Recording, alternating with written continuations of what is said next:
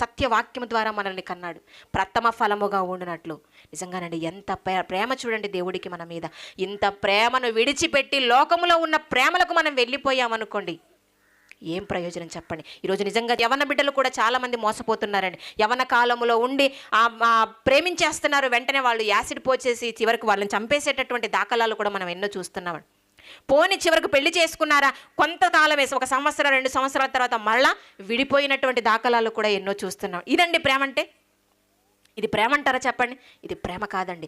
మనుష్యుల ప్రేమ అసలు ప్రేమ కానే కాదు. ప్రేమైన దేవుని వాళ్ళ దేవునిలో ఉన్న ప్రేమే నిజమైనటువంటి ప్రేమ.